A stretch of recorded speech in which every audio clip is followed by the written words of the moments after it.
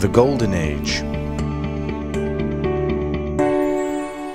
Mali became a great empire before the time of Mansa Musa, and it lasted long after he died. But Mali reached its golden age during his rule. The empire was huge, 1,000 miles across. Most of it was under one system of law. Justice was highly valued. Mansa Musa added lands to his empire. He had an army of 100,000 men. Many of them rode camels. Some even had Arabian horses. The officers of the army looked after the far places of the empire. When a man did something very heroic, Mansa Musa gave him a gift. The most important gift was a pair of wide trousers. The more heroic the man, the wider his trousers. Mansa Musa was a very religious man. He made a journey to Mecca, the holy city of Muslims, in 1324. It was the duty of every good Muslim to go to Mecca if he could. Mansa Musa's riches amazed everyone on the long journey. He had 500 slaves, each carrying a 6-pound staff of gold. After them came 100 camels, each carrying 300 pounds of gold. On his return home, Mansa Musa had great mosques built in the cities of Gao and Timbuktu. Mansa Musa also encouraged scholars, poets, artists, and architects. Buildings in Mali had been made of pounded clay. Mansa Musa had buildings made of brick. Beautiful things were made in Mali. The people wove fine cloth and did skillful work in wood, gold, and silver. Skins of wild animals were made into soft leather. A few years after Mansa Musa died, a traveler, Ibn Battuta, reported on the conditions in Mali. He said it was a peaceful country. Neither the man who traveled nor the man who stayed at home had anything to fear from robbers or men of violence. Few parts of Africa had a level of civilization as high as that of Mali during the Golden Age. But Africa, in general, might be compared with Europe at the time. In Europe, the period was called the Middle Ages. Most African governments were more representative than those in Europe during the Middle Ages. Most European wars were more costly in life and property than African wars. Daily life in Europe was likely to be far more difficult and dangerous for the common people.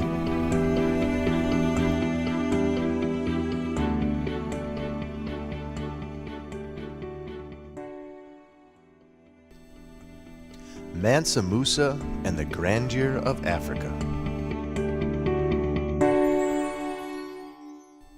The year is 1327. The trader, Sidine, stands in the sun of the palace yard. His fingers chase flies from his face. He has come far to trade in Nani, the capital of Mali. Soon he is going to see the great black king. This king, this Mansa, is talked about even in England and France so far away.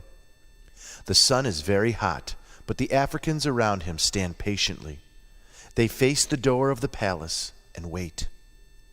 Music comes through the doors first. Men playing gold and silver guitars come into the courtyard. Then Mansa Musa appears. He wears a gold turban and a short red velvet robe. His wide white trousers billow out beneath the robe. Behind him come some 300 slaves. Slowly, Mansa Musa walks to a raised platform covered with silk cloth and bright cushions. Over the platform is a huge umbrella of red silk with a gold bird at its top. Mansa Musa slowly walks up the steps and sits on the cushions. Drums and trumpets sound. Now Mansa Musa is ready to greet his visitors. Sidine comes forward when he is called. He kneels and knocks his elbows on the ground as he has been told to do. Rise, traveler, give thanks to Allah. Sidine stands. He looks up at the black man above him.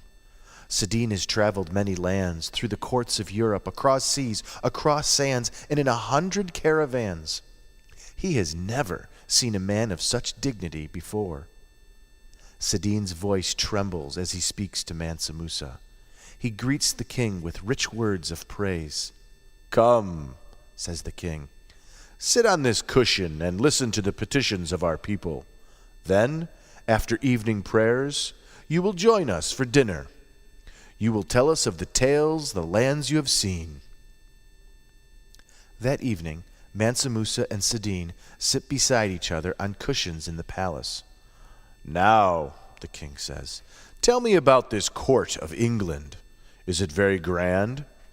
Not as grand as yours," says Saidin. He has just eaten a rich, warm dinner. He looks at the slaves who are keeping flies away with huge ostrich feather fans. He looks at the carving around the arched doors. He runs his fingers across the cushions and feels their silky smoothness. In England, men of the court sit on hard benches. They eat pig. The grease runs to their elbows. Mansa Musa shudders. He is a Muslim, and eating pork is forbidden. But he also shudders because the men of his court eat with skill, using only their fingertips. "Is the palace very beautiful?" he asks. Beautiful? Well, no, not beautiful, but very strong. It is made of huge stones. The windows are small and high, so that no one can get inside to kill the king. "Surely he does not need strong walls and a high window to make him safe." Saidin laughs. "I have heard that the king is even now a prisoner of his enemies." "A prisoner?" Mansa Musa is amazed. "Then the strong walls and high windows did not help him. Where were his slaves? Where were his friends?" He has no slaves, and he doesn't really have any friends." Mansa Musa shakes his head. He sighs and leans forward to pick a piece of fruit off of a tray. He eats it for a moment. "Tell me, are the people of England a happy people?" Saidin thinks of the Africans he saw that afternoon, waiting to speak to their king. He remembers the proud walk of these men. Then he thinks of the stooped backs and rags of the English peasants. Well, the people of England are tired each evening, cold in the winter, hungry most of the time. "Cold? Why don't they build fires in their homes to keep warm?" Well, the wood is kept for the king and the men of the court. The people are put to death if they gather wood from where they should not. "You say they are hungry. Are they not farmers?" Well, yeah, but the farmers must give most of the food to the court. There's not enough left to feed families very well. It does not sound like a happy land. Have you traveled all across the land of England? No, I have not, answers Saidin. Is it very large, then? No, it's a small island. Saidin thinks of Mansa Musa's empire. It covers thousands of miles of Africa. England is a small island, Saidin repeats. Then why have you not traveled across it? Asks the king. It is dangerous to travel in England. There are robbers on every corner, and you could be killed for your cloak or for your shoes. Travelers are not safe in England. Mansa Musa shakes his head again. Here you can travel in perfect peace and safety. My people help travelers, giving them food and drink and a place to sleep when they need it. Mansa Musa looks down at his folded hands. That England sounds like a very backward country.